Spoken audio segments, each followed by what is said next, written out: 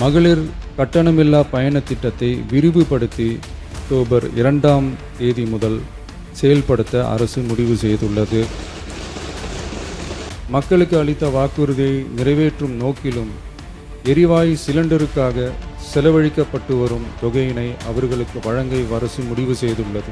மக்கள் மத்தியிலே நான் அன்றே அறிவித்ததை நிறைவேற்றும் பொருட்டு புதிய விமான நிலையம் அமைப்பது குறித்து அரசால் கைவிடப்படும்.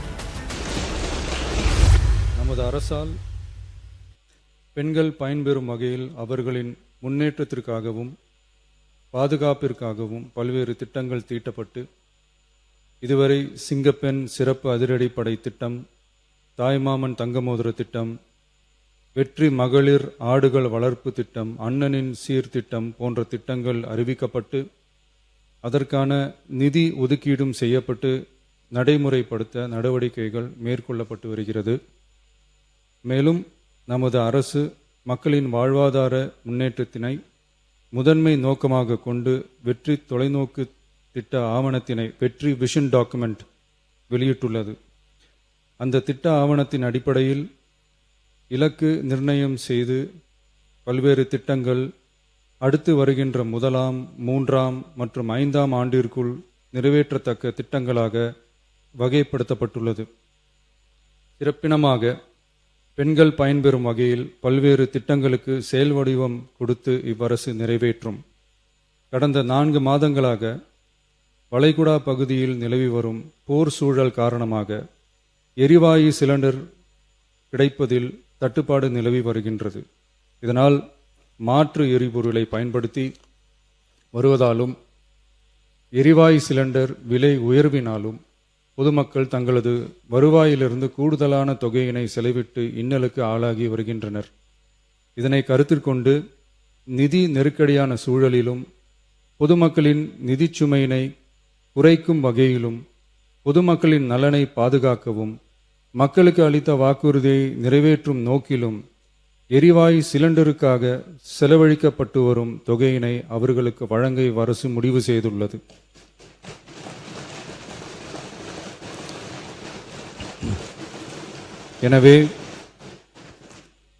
எனவே குடும்பத் தலைவிகள் பயன்பெறும் வகையில் முதல் கட்டமாக அன்னபூர்ணி சூப்பர் 6 திட்டத்தில் ஆண்டிற்கு 3 விலையில்லா எரிவாயு சிலிண்டர்கள் வழங்கப்படும்.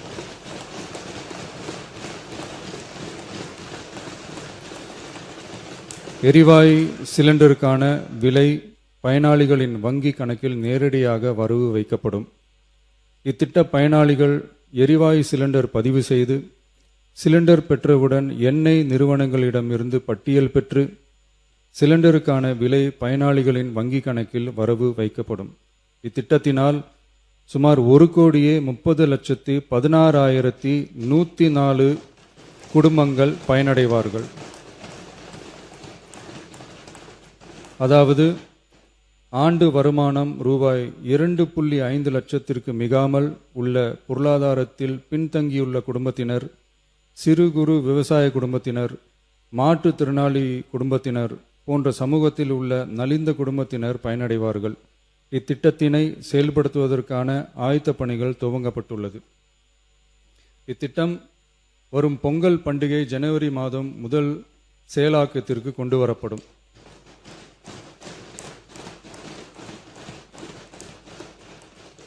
இத்திட்டத்திற்காக ஆண்டுதோறும் தோராயமாக 4000 கோடி ரூபாய் ஒதுக்கீடு செய்யப்படும் என்பதை மாண்புமிகு பேரவைத் தலைவர் வாயிலாக இந்த அவைக்கு தெரிவித்துக் கொள்ள விரும்புகிறேன்.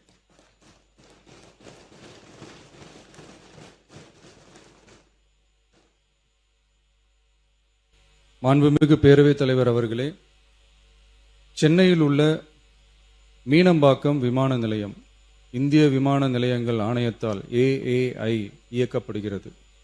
தற்போது இந்த விமான நிலையம் ஆண்டுக்கு 30 மில்லியன் பயணிகளை கையாளும் திறன் கொண்டதாக உள்ளது. வளர்ந்து வரும் சென்னை மாநகரத்தின் தேவைகளை கருத்தில் கொண்டும் பயணிகளின் வசதிகளை கருத்தில் கொண்டும் தொழில் வளர்ச்சியினை கருத்தில் கொண்டும் சரக்கு போக்குவரத்தை அதிகரிக்கும் வகையிலும் புதிய விமான நிலையம் அமைப்பதற்கான தேவை ஏற்பட்டு உள்ளது. புதிய விமான நிலையம் அமைப்பதற்கு தேர்வு செய்யப்படும் இடம் பெரிய அளவில் விவசாயிகளை பாதிக்காத வகையிலும் அதிக அளவில் குடியிருப்புகளை அகற்றாத வகையிலும் அமைய வேண்டும். ஆனால் முந்தைய அரசு விவசாயிகளை பெரிய அளவில் பாதிக்கும் வகையிலும் குடியிருப்புகளை அதிக அளவில் அகற்றும் வகையிலும் விமான நிலையத்தை அமைப்பதற்கான முயற்சிகளை மேற்கொண்டது. ஏகனாபுரம் மற்றும் இதர கிராம மக்கள் இந்த விமான நிலையம் அமைப்பதை எதிர்த்து நடத்திய போராட்டங்களை அறிந்து நான் 20/1/2025 அன்று அப்பகுதிக்கு சென்று அங்குள்ள மக்களின் குறைகளை கேட்டறிந்து பின்வரும் அறிவிப்புகளை வெளியிட்டேன். சென்னை பரந்தூர் மற்றும் அதனை சுற்றியுள்ள 12 கிராமங்களில் அமைய இருக்கும் விமான நிலையத்தை எதிர்த்து போராடும் மக்களுடன் நான் உறுதியாக நிற்கிறேன்.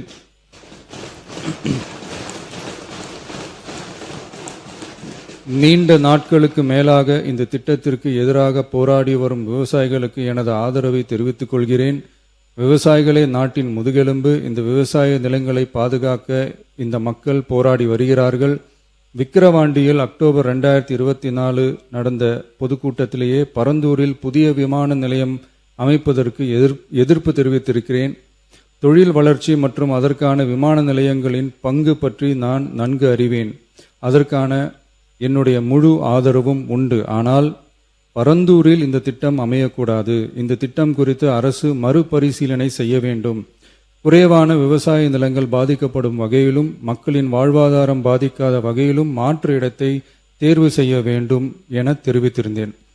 மக்கள் மத்தியிலே நான் அன்றே அறிவித்ததை நிறைவேற்றும் பொருட்டு புதிய விமான நிலையம் அமைப்பது குறித்து உயர் அதிகாரிகளிடமும் துறை வல்லுநர்களிடமும் விரிவாக ஆலோசனை நடத்தின. அரசால் கைவிடப்படும்.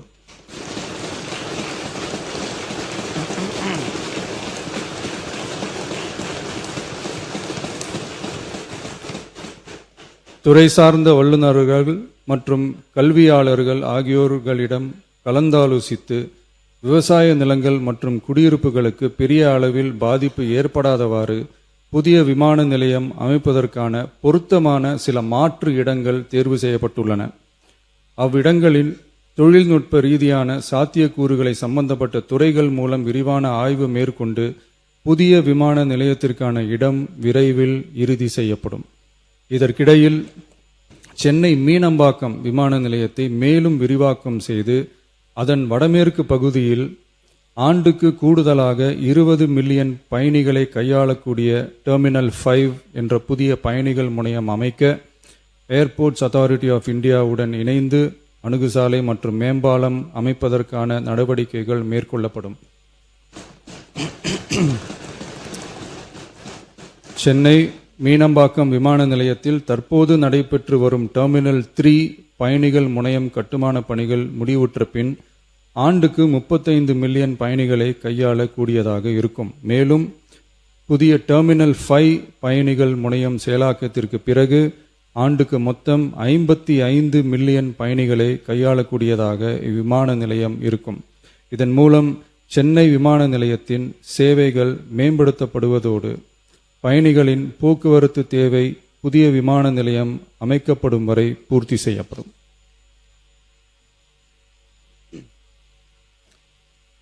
மாண்புமிகு பேரவைத் தலைவர் அவர்களே, ஒரு மாநிலத்தின் உண்மையான முன்னேற்றம் என்பது அதன் பொருளாதார வளர்ச்சியால் மட்டுமல்ல, பெண் கல்வி, வேலைவாய்ப்பு, மருத்துவம், வணிகம் மற்றும் சமூக வாழ்வின் அனைத்து தளங்களிலும் சுதந்திரமாகவும் பாதுகாப்பாகவும் பங்கேற்கும் வாய்ப்புகளாலும் அளவிடப்படுகிறது. மகளிரின் பயண சுதந்திரம் அவர்களின் பொருளாதார சுதந்திரத்திற்கும் குடும்பங்களின் முன்னேற்றத்திற்கும் அடித்தளமாக இருக்கிறது. தற்போது செயல்படுத்தப்பட்டு வரும் மகளிர் கட்டணமில்லா பயண திட்டத்தில் மாநகரம் நகர்ப்புறங்களில் சாதாரண மற்றும் மலைப்பகுதி பேருந்துகளில் 40 கிலோமீட்டர் வரை மட்டுமே பயணம் செய்ய அனுமதிக்கப்பட்டு வருகிறது. எக்ஸ்பிரஸ், எல்எஸ்எஸ், டீலக்ஸ் பேருந்துகள் மற்றும் புறநகர் பேருந்துகளில் கட்டணமில்லா பயணம் அனுமதிக்கப்படுவதில்லை. தமிழ்நாட்டின் எந்த பகுதியிலும் வசிக்கும் ஒரு மகளிரும் போக்குவரத்து கட்டணத்தால் தமது வாய்ப்புகளை இழக்கக்கூடாது என்ற சமூக நீதி சிந்தனையை இவ்வரசு முதன்மையாக கொண்டுள்ளது. இதனை கருத்தில் கொண்டு மகளிர் கட்டணமில்லா பயண திட்டத்தை விரிவுபடுத்தி பெருமளவில் பயனளித்திடும் விதமாக வெற்றி பயணம் என்ற பெயரில் தேசத்தந்தை மகாத்மா காந்தியடிகளின் பிறந்த நாளான அக்டோபர் 2ஆம் தேதி முதல் செயல்படுத்த அரசு முடிவு செய்துள்ளது என்பதை இந்த மாமன்றத்தில் மகிழ்ச்சியுடன் அறிவிக்கிறேன். அதன்படி முதல் கட்டமாக மாநகரம் நகரங்களில் சாதாரண பேருந்துகள் மட்டுமின்றி மாநகரம் நகர்ப்பகுதிகளில் இயங்கும் எக்ஸ்பிரஸ், எல்எஸ்எஸ், டீலக்ஸ் அரசு பேருந்துகளிலும் மகளிர் கட்டணமில்லா பயணங்கள் மேற்கொள்ளலாம். மேலும் கூடுதலாக மாவட்டங்களுக்கிடையே பயணம் மேற்கொள்ள ஏதுவாக புறநகர் மற்றும் மலைப்பகுதிகளில் சாதாரண கட்டண பேருந்துகளிலும் மகளிர் கட்டணமில்லா பயணங்கள் மேற்கொள்ளலாம்.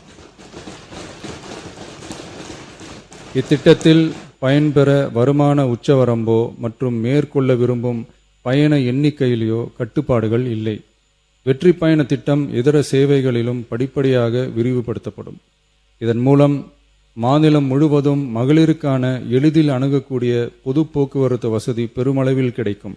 இதன் மூலம் மாணவிகள் தொலைதூரத்தில் உள்ள கல்லூரிகளுக்கு செல்லவும், பணியிடங்களுக்கு செல்லவும், மருத்துவம் மற்றும் அத்தியாவசிய சேவைகளுக்கும் கட்டணமின்றி பேருந்துகளில் பயணிக்க இயலும்.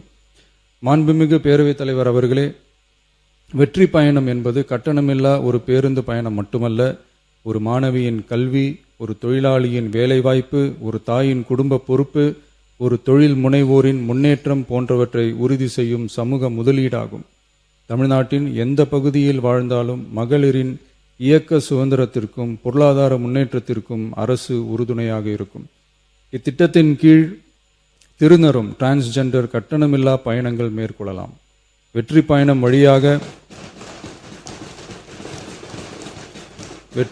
வழியாக மகளிரின் வாய்ப்புகள் விரிவடைந்து குடும்பங்கள் முன்னேறி சமூக நீதியும் சமத்துவமும் நிலை பெற்று வளமான வெற்றி தமிழ்நாட்டை உருவாக்கும் நமது பயணம் மேலும் வலுப்பெறும் என்பதை தெரிவித்துக் கொள்கிறேன். இத்திட்டத்தை செயல்படுத்துவதன் மூலம் ஆண்டுதோறும் தோராயமாக 6000 கோடி ரூபாய் செலவினம் ஏற்படும். நன்றி, வணக்கம்.